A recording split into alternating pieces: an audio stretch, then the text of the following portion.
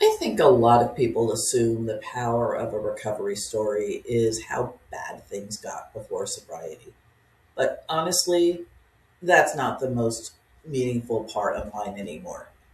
Today, I celebrate 35 years of continuous sobriety.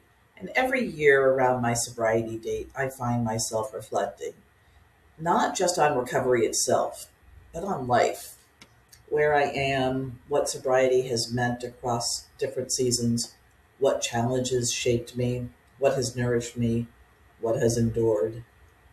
And 35 years feels significant, not because I believe sobriety creates a hierarchy of human worth or because I think time alone is the measure of recovery. I've moved away from that framework over the years. But I do think that long term sobriety can teach us something about what actually sustains a human being over time. What habits, traits, perspectives, relationships, and forms of emotional honesty make it possible to continue building a life that aligns with your values.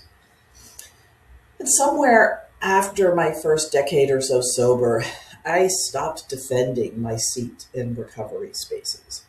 I stopped defending whether my story was bad enough. I got sober at 25. I was single, never married, no children yet, no major career status, no dramatic financial collapse, no mansion loss, no country song ending, no rock song banger. And for a long time, whether it was externally reinforced, internally reinforced, or probably some combination of both, I often felt like a junior alcoholic. Like maybe my suffering needed more credentials. And I think this matters because so many professionals and high achieving people quietly do the exact same thing. They compare themselves to stereotypes. Well, I still have my career. Well, my marriage survived. Well, I still function. Well, I'm successful. Well, I'm not drinking in the morning. Well, it's not that bad. But pain is not a competitive sport. And you do not have to destroy your entire life before you are allowed to admit that something is costing you too much.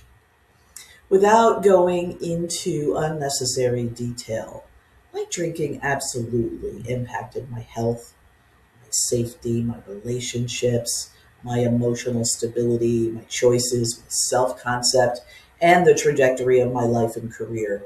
It mattered. But over time, something shifted. What I realized years ago is that the real power of my story is not what happened on the other side of my sobriety date. The power of my story is that I learned how to live an entire adult life sober. That's the meaningful part now. I learned how to celebrate sober, how to grieve sober, how to fail sober, how to succeed sober, how to sit in uncertainty sober, how to experience disappointment sober, how to navigate attachment and relationships sober, career building sober, career devastation sober, burnout sober, weddings sober, funerals sober, trauma sober, illness sober, financial stress sober, aging sober, joy sober, loneliness sober, reinvention sober. And I think that's the part people are actually afraid of when they consider recovery. Not just can I stop drinking, but can I live without this thing that has become my stress relief, my reward system, my emotional sedative, my transition ritual, my escape hatch, my celebration, my coping mechanism, my off switch?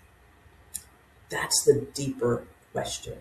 Can I tolerate the full range of human experience without outsourcing my regulation to alcohol? And after 35 years, I can tell you the answer is yes. Not perfectly, not elegantly all the time, and certainly not without seasons of grief and struggle and confusion and growth. But yes, absolutely, yes. And interestingly, sobriety itself has changed for me over the decades. Early sobriety felt much more identity centered. Recovery language was central to how I understood myself and my life. But somewhere over time, the experience became less about being an alcoholic and more about understanding myself as a human being who has biopsychosocial vulnerability to alcohol that fundamentally does not align with the life I want to live. That's a very different thing. I don't spend my days fighting cravings. I don't spend my life white knuckling deprivation. I spend my life building a life that aligns deeply enough with the values that returning to alcohol no longer feels congruent with who I am. And I think that distinction matters, especially for professionals, because many high achieving people resist recovery language because they imagine sobriety means shrinking, becoming less interesting, less social, less powerful, less alive. But my experience has actually been the opposite. Sobriety expanded my emotional range. It expanded my capacity for connection. It expanded my ability to remain present during difficult seasons instead of escaping them. And life does keep happening. Right now, I'm navigating major transitions in multiple domains of life. Professionally, I'm coming to terms with the reality that some of the most formative leadership roles of my career, roles like Director of Clinical Services, Director of Family Services, Interim CEO, were both transformational and in many ways deeply traumatizing. I want to say something clearly here because I think it's important.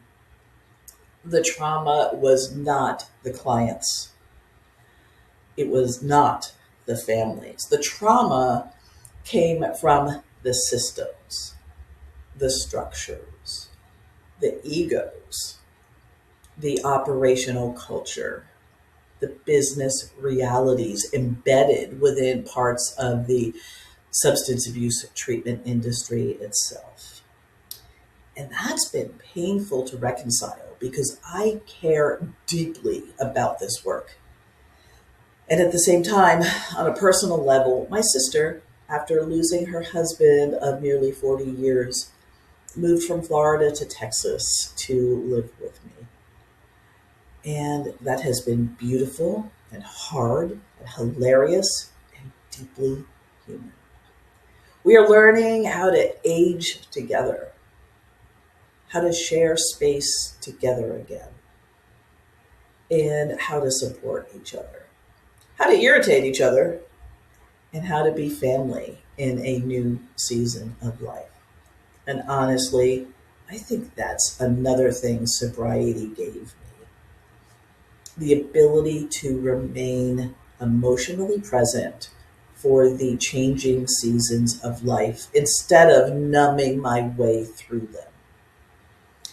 Because recovery is not protection from being human. You still feel grief, you still feel fear, you still feel loss and uncertainty and disappointment and stress and transition.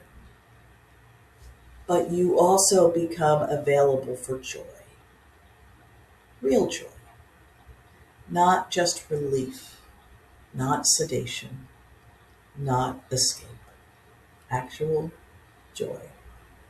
After 35 years, sobriety no longer feels to me like the absence of alcohol. It feels like the presence of a life, a real one.